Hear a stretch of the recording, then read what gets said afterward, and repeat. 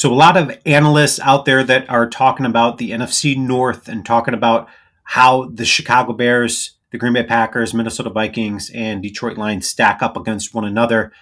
They're talking very highly of the Chicago Bears. In fact, Colin Cowherd, as I talked about in a previous video, stated that the only other team other than the Detroit Lions out of the NFC North that will make the playoffs is the Chicago Bears as a wild card. Now, I think Colin Cowherd has since taken those comments back because now he's talking highly of the Green Bay Packers again. You never know what to expect with that guy. But there have been a lot of people jumping on the Chicago Bears bandwagon, and PFF put out their ranking of the best offensive lines for this upcoming season. They have the Chicago Bears ranked number 1 in the NFC North, which is shocking to me.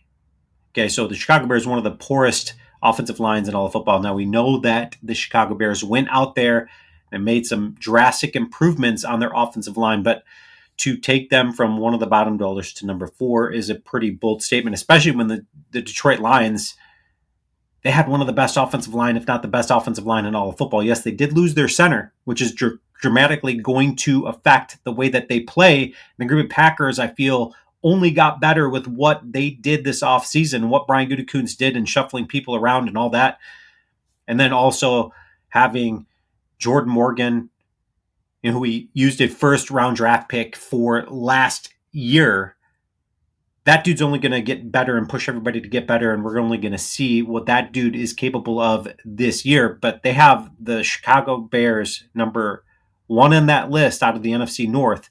The Vikings, ranked 7th, would be number 2 on that list. The Detroit Lions, 3 on that list, ranked 13th, and the Green Bay Packers right behind the Lions at 14 for the best offensive lines in football heading into the 2025 season. Okay, so the Green Bay Packers, I feel like their schedule just got easier. What do I mean by that? Okay, obviously Aaron Rodgers, he's been highly known for telling the Chicago Bears fans and everything, everything about Chicago. Hey, we own you. We own this city. I own the city. I have the keys to the city. All those types of comments. Okay, so what we do know is that Caleb Williams and the Chicago Bears, they underperformed last season dramatically. Okay, so there's an article that came out that the Chicago Bears quarterback Caleb Williams says right here, biggest problem is becoming far too obvious. Well, what is it?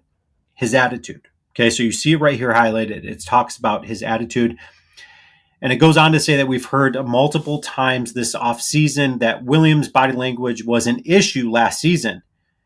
All you had to do is watch the games to see it. To insiders, analysts, and former players alike, they've cited Williams' demeanor as a negative demeanor. And whether he meant it or not, he was negative out there on the football field, which certainly impacts the team around you. And it goes on to say that now we are hearing from former Bears coaches. Okay, so, analysts, insiders, they can all say what they want, but what about the people that work very closely with Caleb Williams? Okay, so it says former Bears coaches were apparently not huge fans of Caleb Williams, reporting that the ex-coaches were not overly thrilled with the signal caller's public body language out there on the football field, and that he also watched film on his own. It seems doubtful that this was truly the only thing that bothered the coaches about Caleb Williams, whose attitude was already in question coming in to the NFL. We already know that about Caleb Williams. Okay, so I think it's absolutely hilarious that now we're hearing that the coaching staff, the people that worked very closely with him, were not big fans of him. And then to hear that Caleb Williams was watching film on his own is just absolutely hilarious to me, because you've got a rookie that's already thinking he's got all of his stuff together.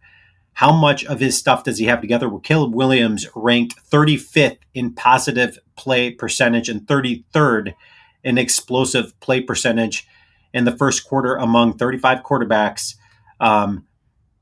with 50-plus attempts. Okay, so that's not good. Those are terrible stats right there, and Caleb Williams should have been a sponge coming into the NFL, absorbing everything that he could.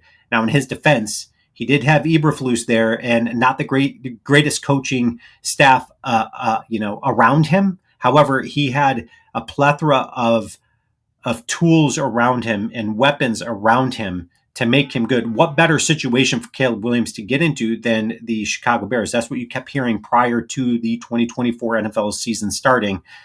And then all of a sudden, 2024 happened, and everybody's like, okay, is Caleb Williams that good of a quarterback? No, it was his offensive line. So time will tell, because the Chicago Bears went out and they picked up Ben Johnson, who they feel is the answer there. And I think it's absolutely funny, but I think that the Green Bay Packers schedule just got easier because we're seeing signs of terrible leadership out of Caleb Williams. And yes, could he be showing himself to, maybe have overcome some of that stuff now with the new coach in town at Ben Johnson? What's Ben Johnson going to put up with or not put up with?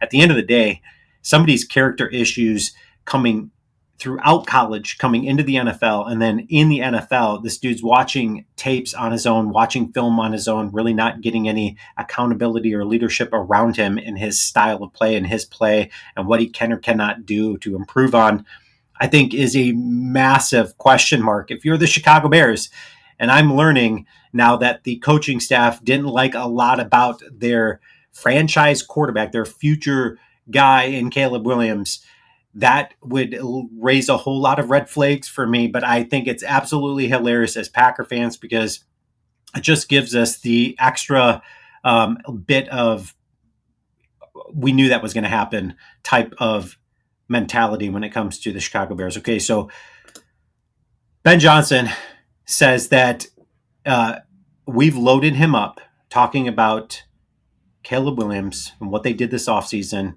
We've loaded them up. We're trying a number of different things, long play calls, multiple plays on the line tempo.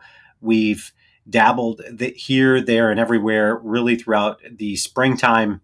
Some come a little bit more natural than others for him, but I do think we've seen some growth there, is what he goes on to say. So I guess time is going to tell whether or not Caleb Williams under new leadership and Ben Johnson is going to improve. But I think it's a encouraging sign for Packer fans that, man, the Chicago Bears did everything right this offseason. We already heard that the Chicago Bears, did the best as far as this offseason and addressing issues, and they won the offseason. We keep hearing that year after year, that they keep winning the offseason, but then the season happens, and then you find out things like Caleb Williams and his poor leadership out there and on the field, whether he's getting angry and frustrated with players around him, veterans, guys that have played the game, or you see and hear about him watching film on his own, having no accountability. I think it's funny, but I think the Packers' schedule just got easier finding that out.